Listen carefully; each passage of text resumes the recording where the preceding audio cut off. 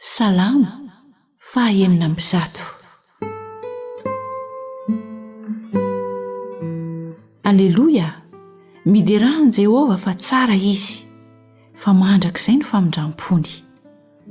Iza ny mahalaza ny asa lehibe ataon'i Jehovah na mahatonina ny fiderana azy rehetra?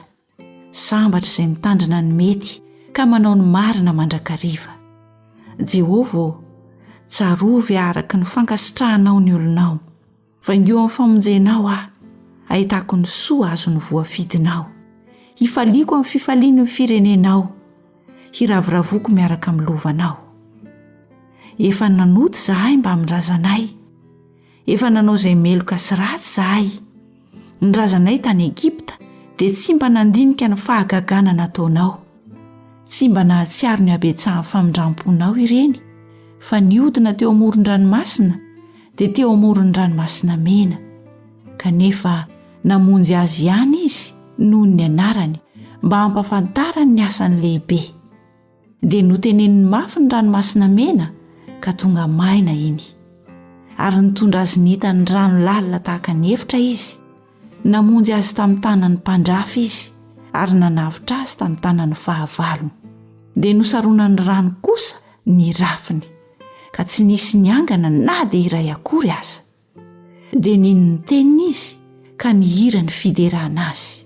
Nalaky nanadiny ny asany izy, ka tsy niandry ny saina natolony, fa fatrapila izy tany anefitra, sady naka fanahy n'Andriamanitra tany an-tany foana.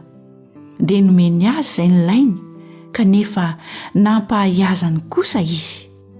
Dia nialona ny Mosesy tany an-toby izy ireo, sady nialona ny Arona olo-masin'i Jehovah. Nisokatra ny tany, dia nitelona ny Datana, ka nanarona ny antokony Abirama. Dia nisy afon-drehatra tamin'ny antokony, lelafo ny nandoro ny ratsy fanahy.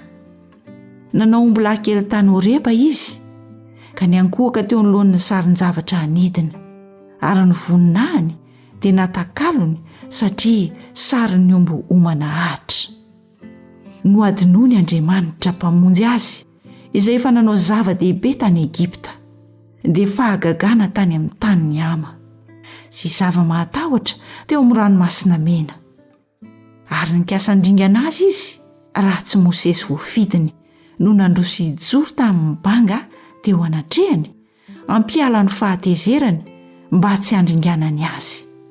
Ary nanamavo ny tany mahafinaritra ireo, sady tsy mba nino ny teniny, fa nimononmonina tany andainy ka tsy niaino ny feon'i Jehovah. Dia nanandratra ny tanany taminy izy, fa ampiapatrapatra azy any anefitra, ary ny taranany kosa any amin'ny jentilisa, ary ampiahakahaka azy any amin'ny tany maro izy. Nikambana tamin'ny bala-peora ireo, ka nihinana ny fanatitra ho an'ny maty. Dia nampahatezitra ny Jehovah tamin'ny nataony, ka tena mely azy tampoka ny arety mandringana. Fa nitsangana nandroso Finiasa ka nanao fitsarana, dia nitsahatra ny arety mandingana, ary ny saina ho fahamarinana izany hatramin'ny taranaka fara mandimba mandrakizay. Nampahatezitra ny Jehovah teo anilan'ny rano Meriba ireo, ka nisy nanjoan'ny Mosesy noho ny nataon'ireo. Fa niodina tamin'ny fanahin'i Jehovah ireo, ka dia nihoabava Mosesy. Tsy naringa ny firenena izay nasain'i Jehovah naringany, fa nifangaro tamin'ny jentilisa izy ka nianatra ny fanaony. Dia nanompo ny sampiny izy, ka dia nody fandrika ho azy izany. Namono ny zanany lahy sy ny zanany vavy ho fanatitra ho an'ny demonia ireo.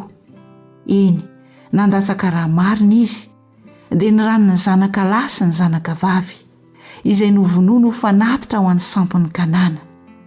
Ka dia nametaveta ny tany tamin'ny raha izy, ary naloto tamin'ny asany izy, ary nahatonga azy ho nijangajanga ny nataony. Dia nirehitra tamin'ny olo ny fahatezeran'i Jehovah, ka nataony ho zava-betaveta ny lovany. Dia nanolotra azy teo an-tanany jentilisa izy, ka izay nankahala azy no nanapaka azy, ary nampahory azy ny fahavalony, ka nahetra tambanin'ny tanany izy. Matetika izy no nahafaka azy, fa ireo kosa niodina tamin'ny any araka ny fisainany, ka nialevona noho ny elony. Kanefa nijery ny fahoriany ihany izy, raha nandre ny fitarainany. Dia nahatsiaro ny fanekena izy ka nanenina araka ny abetsahany famindram-pony. Dia nataony nahita famindram-po ireny tamin'izay rehetra namabo azy. Vonjeo zahay ry Jehovah-ndriamanitra eo ka angony avy amin'ny jintilisa mba hisoranay ny anaranao masina sy hifalianay amin'ny fiderananao. Isorana ny Jehovah-ndriamanitry ny Israely hatramin'ny taloha indrindra ka mandrakizay. Ary eo ka ny olona rehetra na hoe Amen. Aleloia.